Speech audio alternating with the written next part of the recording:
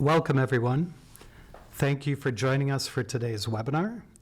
My name is Thomas, and I am a Wisconsin Certified Municipal Clerk with the City Clerk's Office. Today, the City Clerk will present election training for the November 8th general election. If you have any questions during this live webinar, please click the little speech bubble at the bottom of the screen and type them into the form. We'll be answering questions at the end of each section, plus we'll have some time at the end, too. There is a bit of a delay, so go ahead and ask your question as soon as you have it. If we don't get to your question during today's webinar, we will be sure to follow up afterward. If you are watching the recorded webinar through your training portal, please email your training questions to madisonvotes@cityofmadison.com. Questions and answers about this training will be posted on the training Q&A portion of our website. You must record your completion of this webinar through your training portal online. Follow the instructions attached to your assignment email to record that you have completed this training requirement. You will be able to record your completion of the training starting at 1 p.m. today, Tuesday, October 18th. Now, without further ado, we will turn the time over to Mary Beth. Our presenter today has been City Clerk since 2006. This is her 61st election with the City of Madison. Thank you, Thomas. It's good to be with everybody today. We will start out with our goal. Our goal is for each eligible voter to be able to cast a ballot and have that ballot counted. Looking ahead to the November election, we anticipate high turnout. In 2018, we set a record with 92% of pre-registered voters turning out to vote. At this point, we've mailed out 4 times as many absentees as we issued by mail in 2018. And we've mailed out about 1/3 the number of absentees we mailed out for November of 2020. So the number of absentees is steadily decreasing from our peak in November 2020, but it's still going to be far greater than pre-pandemic levels. We will have a double-sided ballot this election. And so the portion of the ballot that you are initialing to make that ballot live is on the back side of the ballot. All of the ballots have county referenda questions, and those may be on the front or the back of the ballot. And just a reminder that there are voters who want to use secrecy sleeves. We've heard from some voters after the last election that they wanted a secrecy for their ballot and they were told at the polls that they didn't need it. But if a voter wants a secrecy sleeve, they're entitled to be able to use one. They are the cardboard sleeves that you can find in the tabulator cart on election morning. They are a little bulky and cumbersome, but that's because they are made to accommodate long ballots, and they are made so they're thick enough that they're not going to be able to be fed into the tabulator and cause any tabulator jams. But if a voter wants to use one, they certainly may use a secrecy sleeve. We've found that some of our election day resources have been ridden on with math equations, and with all the conspiracy theories out there, we'd like to avoid writing on our official election day documents as if they are scratch paper. So you have scratch paper in the bottom of your supply kit. That's the box that's like a tackle box where you find all your pens on election day, your stapler, your flashlight, your Post-it notes, and your letter openers. On the bottom of that supply kit, you have some pads of scratch paper, but it seems that that scratch paper maybe isn't as readily available as needed at the polls because there's so much writing on other documents. So we have added pads of scratch paper to the greeter table folder, the poll book table folder, the registration table folder, and we've added some blank sheets of paper to the back of your signage folder. So you should have plenty of scratch paper at the polls on election day, and please use that rather than writing on the resources that we send with information on what can be used for ID or proof of residence. You will have a notice to post at the polls that is specific to this election and this ballot. And it is notifying voters that a candidate who's listed on the ballot as a candidate for our congressional district is listed on the ballot as independent, but independent candidates are able to have their name printed on the ballot with a statement of up to 5 words. Due to an error at the state level, the candidate statement was not communicated to county clerks before ballots were printed. And so the candidate wanted to be listed as term limits on Congress, but instead is listed on the ballot as independent. So we have this notice to post, and it does not affect how the ballots are counted. If somebody marks the oval for that candidate, it's still counting a vote for that candidate. It's just that the statement that the candidate wanted to have listed on the ballot is not there. And we have 3 of our school districts with referenda questions on the ballot. They are the Sun Prairie Area School District, the Verona Area School District, and the Middleton Cross Plains School District. And that means that we need to pay attention to the school districts within our wards. Now, because we just had redistricting, you may find that the polling place you're at all of a sudden has multiple school districts, or maybe it used to have multiple school districts and now it just has 1 school district. So you'll want to look at the back of the inspector statement on election morning just to check which ballots do we have at this polling place and are any of them specific to a school district. If you have a ward with multiple school districts, and one of those school districts has referenda questions on the ballot, the clerk's office will have highlighted a notation on the poll book that lets you know that voter gets a ballot that has a stripe in a different color than the color of the poll book and the voter slips. So in this example, the voters in the Verona Area School District have ballots where there's a blue stripe at the top of the ballot. And so they are on the blue poll book and they have blue voter slips. But that ward also contains the Middleton Cross Plains School District. And voters in that school district have their ballot style highlighted in orange to indicate these voters should get the ballot that have an orange stripe at the top. And when we are checking in those voters at the poll book, we do want to verify the school district with them at the poll book and then again at the ballot table. So in this example, the voters at the poll book, and we would say to them, oh, and it looks like you are in the Middleton Cross Plains School District. And then we add the orange highlight to their voter slip to communicate that information to the ballot table.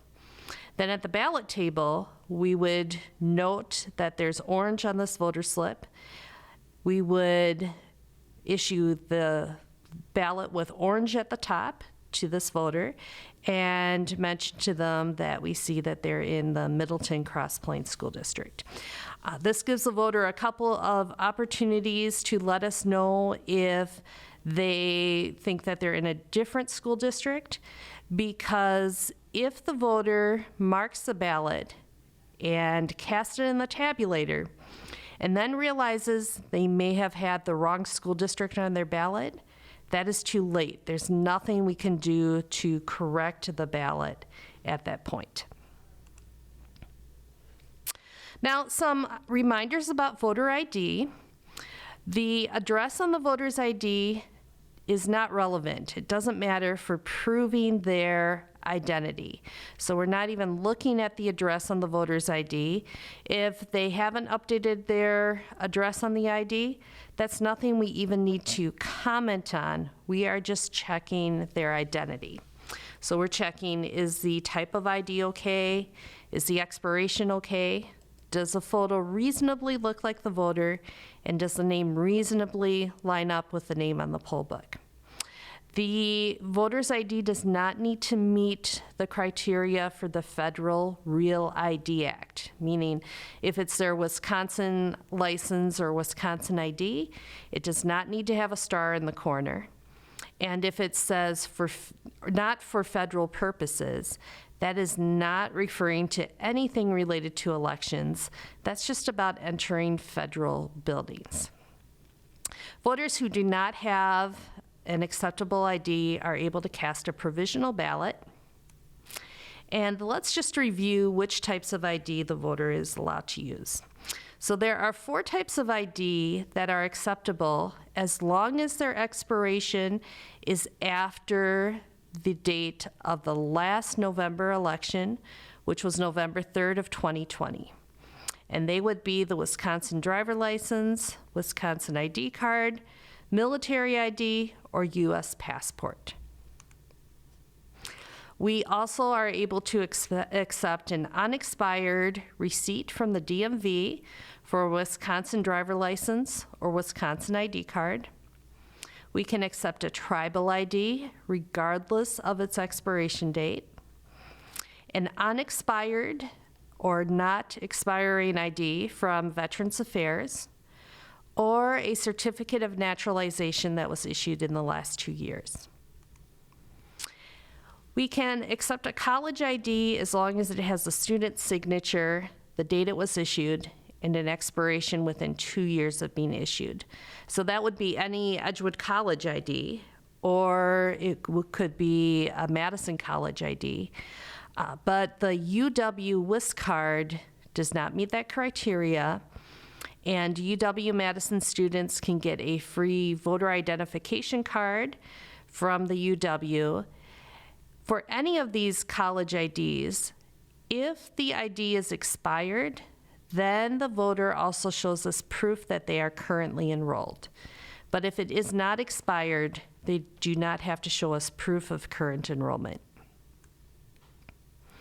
Voters who do not have an acceptable ID are able to vote provisionally, and we did have a request that we go through the provisional process. So in your blue accordion folder at the polling place, you have all of your provisional materials, and you're going to use a lilac colored provisional log to record the information on who is voting provisionally. Each provisional voter will be assigned a sequential number. So you'll start at your polling place with provisional voter number 1, and then provisional voter number 2, and so on. This is not tied to any voter slip number. Provisional voters do not get a voter slip. You're just numbering these sequentially. And on this log, you'll document the name and address of the voter, why they're voting provisionally, and their provisional voter number. On the back of their ballot, we have a stamp that we use to indicate that it's a provisional ballot, and we would write their provisional voter number within that stamp. The voter gets a provisional envelope that they will need to write on with their name, address, their date of birth, and then it also asks if they're a U.S. citizen. This is what that envelope looks like. When the voter marks their ballot, they then seal it in this envelope. The voter signs the envelope, and a poll worker then signs as their witness. The provisional voter is handed 2 pieces of paper then. One is a provisional voting information sheet that lets the voter know how to make sure that provisional ballot is counted. The other is information on how to get a free ID from the DMV if you don't have all the documentation that the DMV requires, and that's called the ID petition process. And if your voter, your provisional voter, is registering at the polls on election day, they still must show proof of their address, but then you'll attach that voter registration form to the outside of their provisional envelope when you put it in the large blue envelope for provisional ballots. Because on election night, we need to get that information into the state voter registration system immediately in the clerk's office to allow these provisional voters to check on the status of their provisional ballots. If the provisional voter returns to the polls with their ID before the polls close, then they become a regular voter.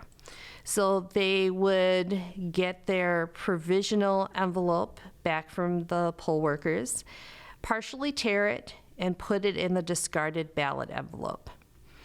And then at the poll book, they'll be assigned a regular voter slip number, and then they'll be issued a fresh ballot, which will be a secret ballot, and you would document on the provisional log that the voter had returned and voted at the polls, so we are no longer expecting to receive their ID in the clerk's office. If the provisional voter sends their ID to the clerk's office after Election Day, but by 4 p.m. that Friday, then their provisional ballot is counted by the Board of Canvassers. And let's also review the voter registration process. We have broken this down into 2 steps because there are so many steps in the voter registration procedures that it's a lot for one poll worker to have to keep up with. And it can be confusing for the voter because we have different criteria for proving your address from the criteria for proving your identity. So the first official to help that voter is going to make sure that their form is complete. You have a transparency that you can line up on top of the registration form to make sure each field is completed. And then that first official will discreetly check the voter's name against the ineligible voter list. Then you will verify and document the voter's proof of address at the bottom of the form, remembering that we can only accept the types of documents that are listed on our little yellow cards with abbreviations for each type of document. Once we've done that documentation, we can send the voter and their registration form to the second registration official. But first, we just want to remember that proof of address may be electronic. And before we're signing as the first registration official, we are going to document what, who, for, or to. What did the voter use to prove their address? And that's going to be the 1-letter code from your yellow card at that table. So here in our example, they used a utility bill, and we write the letter U to indicate that that's how they proved their address. The next question is, who issued that document? And in our example here, it would be MG&E. Then if that document has an account number, and it's a long account number, 7 or more digits long, we document the last 4 digits. If it's a short account number, 6 or fewer digits long, we document the last 2 digits. So on the MG&E bill, there are a lot of numbers, and it sometimes looks like multiple fields on that document might be their account numbers, but you'd pick one of those account numbers and just document the last 4 digits. So the second registration official then is going to double check that the form is complete, add the voter to the new registration poll list, and it's at that point that the voter would announce their name and address.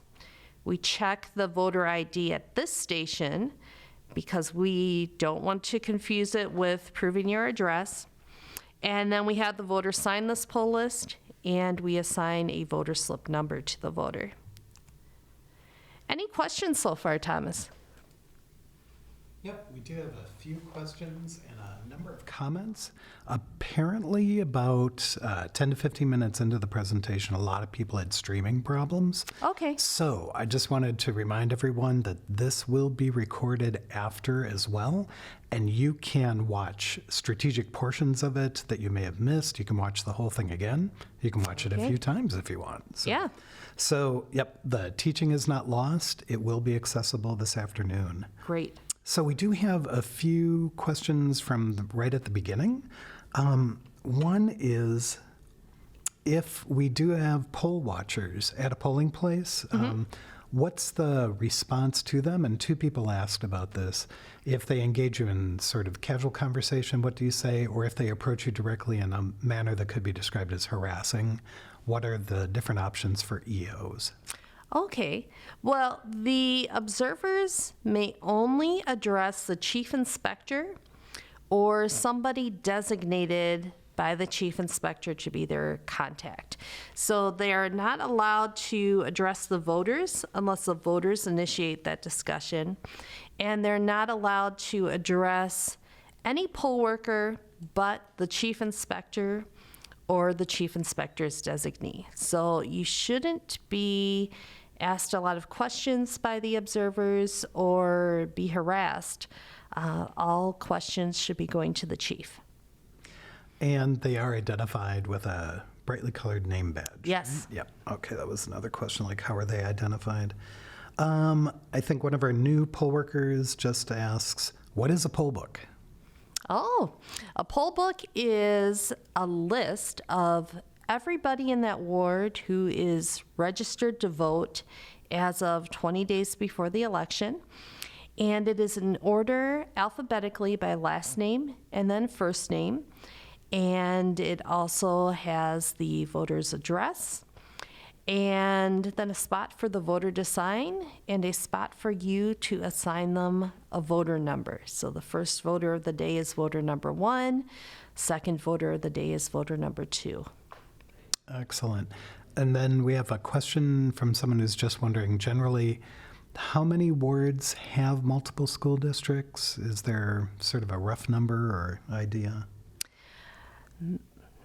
There are dozens of wards that have multiple school districts, and you won't all be affected. So, for example, the ward I live in is partially Madison Metropolitan School District and partially DeForest Area School District. And neither of those school districts has any referenda on this ballot. So that ward will not have to deal with any school district splits this election. But if you are on the far east side of Madison, your ward might have a portion of the Sun Prairie School District. And if you're on the far west side of Madison, you might have Verona Area School District or Middleton Cross Plains School District. Okay, on a more sort of technical level, one of the observers said that their husband signed up to be a poll worker but has not received an email yet. Is there anything they should do? I guess it depends on how recently they signed up to work at the polls. And I would suggest, first of all, making sure that the emails from madison.votes are not going to his spam.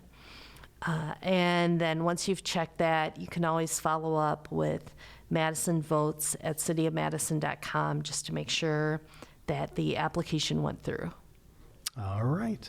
So that's about it for those questions. I Okay. would just remind everybody that the webinar, if you're having trouble right now, will be available this afternoon at 1 p.m. So you have not lost the training for sure. That's right. You can watch it every day leading up to the election if you want. Well, next let's talk about absentees. For this November election, we have planned to make deliveries to the polls in the morning and again in the afternoon. And our process in Madison is to process 3 to 5 absentees at a time. And that will be a poll worker taking 3 to 5 envelopes and walking them up to the poll book. Even while voters are present, you're going to get into that line with the voters. Time how long it's taking voters to get through the line, because our goal is that it should be 15 minutes or less. And if it is approaching 15 minutes, let the chief inspector know. But we don't want to have it that a voter enters the polling place and we say, okay, everybody stop doing absentees, we have a voter here, because that looks highly suspicious. We want to be very transparent about what we are doing with processing those absentees, and part of that is to continue doing that work while there are voters in the polling place. When your polling location calls the clerk's office with your voter turnout numbers at 11 a.m. and at 4 p.m., we're going to ask how many absentees have been processed so far.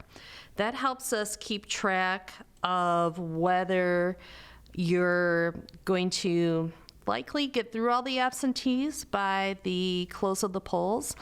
And if not, then we'd like to send you some extra help if we can, so nobody has a really late night on that Tuesday. So our process for the absentees is to verify that the envelope is complete, check that voter's name against the ineligible voter list, which you'll have in your absentee binder, announce the voter's name and address at the poll book, write the voter slip number on the corner of the absentee envelope. Even though it's also being documented in the poll book, it just makes it easier to double check that all absentees were assigned a number if your numbers are off at the end of the night. And then we don't want to open the envelope until after that voter number is assigned. Once we assign the voter number, we are committed to processing the absentee. But if for some reason that absentee needs to be rejected, it's going to be rejected based on the certificate envelope itself and will never be opened, so nobody will ever see how that ballot was marked. When we have checked the envelopes into the poll book and we are able to then open the envelopes, we're going to completely separate the envelopes from the ballots, shuffle them, and then process them. So we're not keeping track of whose ballot was whose. So for a certificate envelope to be complete, it needs to have the voter signature, a witness signature, and the witness's address. For voters delivering their absentees to the polls, all we can say right now is stay tuned. We are told that the city attorney will have some additional guidance for us on this, but we don't have that guidance by today. So we will be emailing out that information as soon as we get it from the city attorney, and we will be communicating it to the chief inspectors and chief inspector training. But all I can say is it's very important that you read the emails that we send you between now and Election Day, because things continue to change, and we still do have lawsuits related to election procedures that are currently in place, so additional things may change as well. So please read those emails.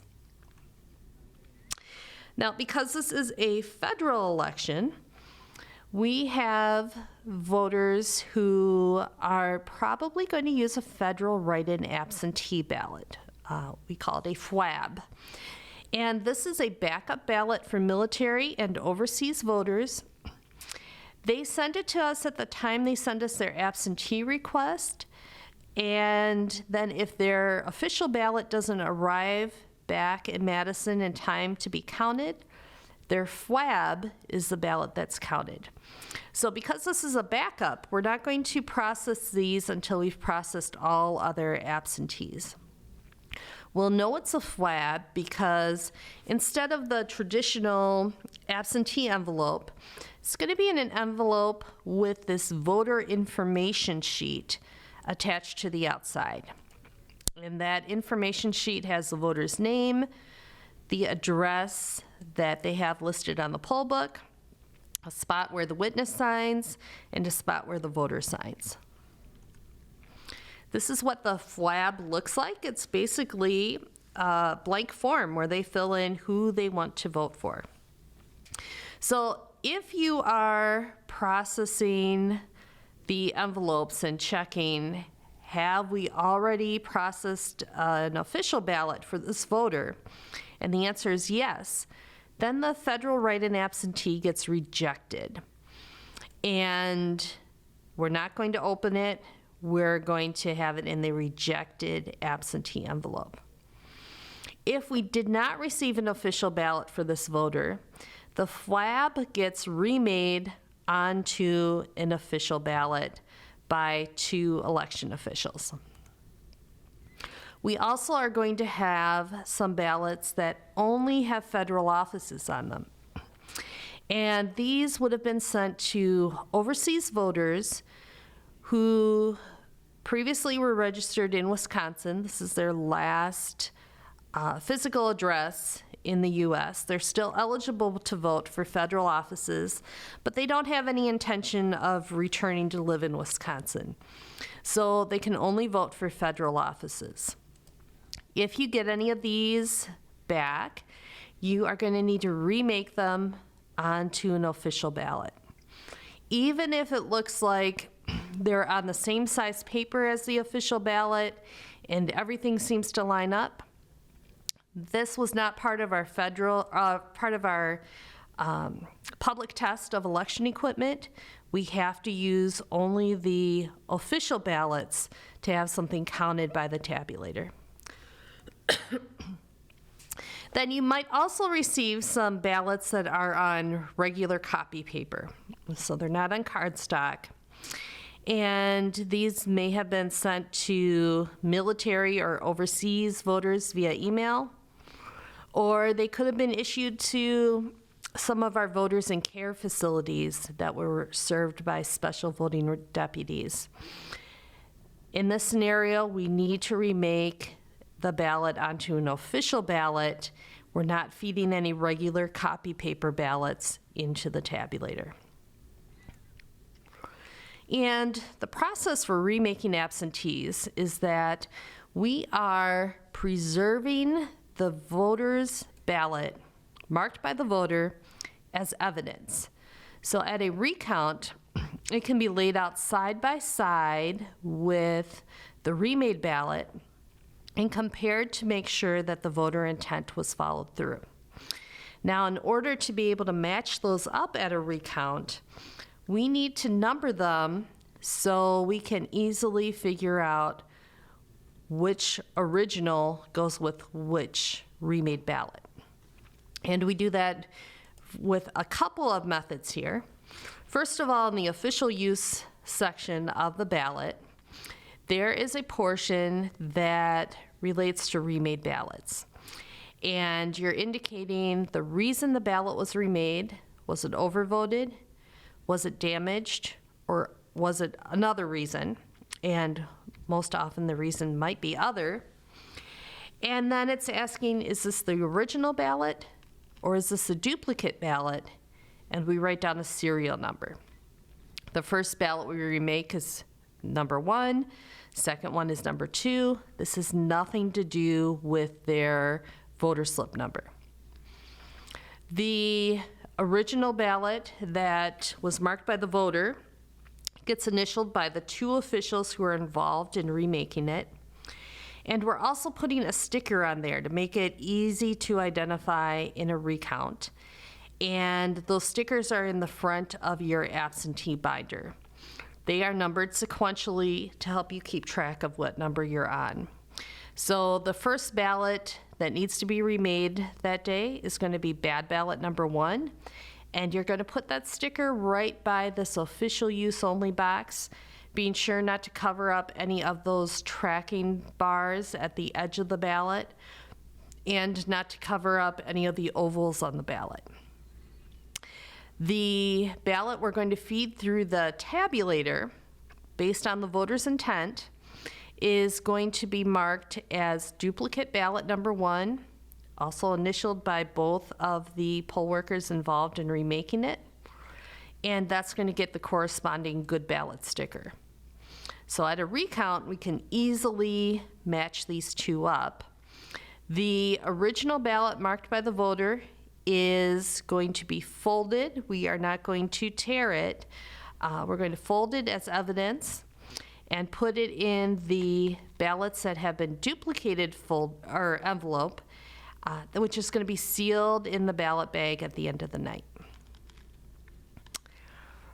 And we do not want to return that envelope to the clerk's office in the supply tote because we need to keep this under seal and secure for comparison at a recount. Thomas, any questions on absentees? Nope, nothing at this point. Okay, wow. Yeah. So Then everybody must have had plenty of practice the past few elections. Sure. So that's good. All right, then we're going to go on to talk a bit about closing the polls. And an urgent reminder, please use your task sheets. These are the checklists that we put in the chief inspector's yellow binder. After the last election, a number of polling places still had their task sheets in the binder in pristine condition. And so I don't know if maybe they just weren't seen behind the observer materials. So for this election, I have them in front of the observer materials in the chief inspector binder. But remember that pilots use checklists every single time they fly, no matter how many hours they've flown a plane. And for elections, we use checklists every single election we work, no matter how many elections we've worked, no matter how many decades we've been working at the polls. We need to make sure that everything is secure and documented as best as we can, because we've recently had recounts after, it seems, most elections, and we want to make sure that we are doing our due diligence to not have anything missed, any important steps missed. So if you aren't given a task sheet for opening the polls or closing the polls, ask your chief inspector to give you your task sheet from that yellow binder. When we go to close the polls, first of all, we have to check, double check, triple check, are all ballots counted? Have all the absentees been processed? Is there still a package of absentees that still needs to be dealt with? Are there any ballots that still need to be remade? Are there any ballots in the emergency bin? And then, does the number of voters equal the number of ballots that were counted by the tabulator? If not, we have to identify that reason and resolve it on election night before we start doing the other closing tasks. So this is the most important thing that we're looking at to begin closing the polls. And then we ask ourselves again, are all ballots counted? Every poll worker should be looking around to make sure they don't still have some absentees to process. And then you can take a deep breath and begin the other closing activities. Now, one of those activities at the close of the polls is to make sure the incident log on the inspector's statement would make sense to somebody who is not at the polling place on election day. And when we get inspector statements back with just a handful of things documented, that is really concerning to the Board of Canvassers and to those of us in the clerk's office. You should have had more than just a couple of things take place at the polls. And at a recount, the inspector's statement needs to be used to recreate election day. Now, we try to help make sure certain things are documented by pre-printing some information for the first 3 items on that incident log. Make sure those items are completed. So the first thing we're asking for is, who will the end-of-line officer be if you have voters in line at 8 p.m.? The second thing is asking to identify what clock was used to both open and close the polls. And then the third item is asking, did you open the polling place promptly at 7 a.m.? And if not, there needs to be an explanation for that.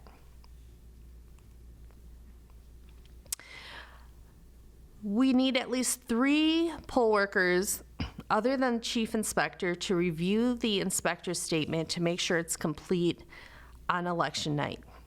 And it should not be torn apart that part of the inspector's statement is buried in signage or in a binder in the supply tote. We need this all together for a recount that could take place almost immediately before we are able to clean out all the supply totes. So we're going to look at the front of that inspector's statement and make sure that all of our seal numbers were verified and documented. And then we're going to look at the next couple of pages to make sure all voter statistics were documented. And that starts with the chain of custody for voting equipment. We have pictures of the relevant seals on that front page, and those are the serial numbers that need to be double checked. And we initial that those same seals that were put in place at the public test of election equipment were in place and secure on election morning. And then we are verifying that the tabulator we used at the polls on election day was the same one that was tested at the public test of election equipment. And the blue sticker seal on top of the door, the access door for the memory device in the tabulator was in place, and the serial number matched what was put in place at the public test of election equipment. On the next page of that inspector's statement, we are documenting how many voters we had. So what was the last voter slip number that was issued? And then how many ballots does the tabulator say that it counted for each ward? And those numbers need to line up. If there is any discrepancy, we need to explain that on the inspector's statement. And if you're unable to figure out why the numbers are off, call the clerk's office so we can address that on election night and figure out why those numbers may have been off. So sometimes it means we have to go through all of our registration forms and make sure they were all assigned a voter slip number, or we have to go through all of our absentee envelopes to check for a voter slip number. Or it could be that we need to make sure all of those absentee envelopes that were assigned a voter slip number were actually opened and those ballots processed. And then the inspector's statement is going to ask us how many provisional ballots we had, how many election day registrations we had, how many absentees we counted, and how many absentees were rejected. As long as we are able to successfully modem the results, we are going to be able to just document the serial number on the little seal that is used to secure the memory device in the Dane County Elections security bag. Otherwise, we are indicating what 2 election officials brought those results in that sealed bag down to the county clerk on election night. And then we're indicating the serial number on the ballot bag that was used to secure our voted ballots. If we have enough bags to also seal up the blank ballots, the ballots that were not issued, then we would record that serial number as well. And then we're recording the serial numbers on the seals used to secure the tabulator cart closed with the ballots securely inside on election night. 3 election officials are going to sign in addition to the chief inspector. And if you're signing this, you're indicating you've read through everything that's documented and you've made sure there isn't anything that was left blank. We will need to do a write-in tally on election night. One of the reasons a write-in tally would be required would be that there is a registered write-in candidate. And at this point, we do have a registered write-in candidate for U.S. Senator. And the deadline to file as a registered write-in candidate is noon the Friday before the election. But we already do have one person registered. That person is Adam N. Paul. So on your write-in tally sheets, which will be in the chief inspector's binder, there will be a tally sheet that will at least have a spot for you to tally any write-ins for Adam and Paul specifically. There's no need to reconcile with what the results tape says for write-ins. There's no need to document any write-ins for non-registered candidates. And then when the ballot bag is sealed on election night, it helps to sign it before putting the ballots in, so it's at least nice and flat. That bag asks you to identify whether you are affiliated with a political party or unaffiliated. If a political party appointed you to be a poll worker, then you would be considered affiliated with that political party. If you were not appointed as a poll worker through a political party, then you are considered unaffiliated. All of our chief inspectors are unaffiliated, and based on the results of the last November election at each of our polling places, if at the close of the polls you have a poll worker who is appointed by the Republican Party, that poll worker will help the chief inspector seal the ballot bag. But there need to be 2 people involved in sealing the ballot bag, the chief inspector and one other official. The serial number that's underneath the barcode on the ballot bag gets documented on the inspector's statement.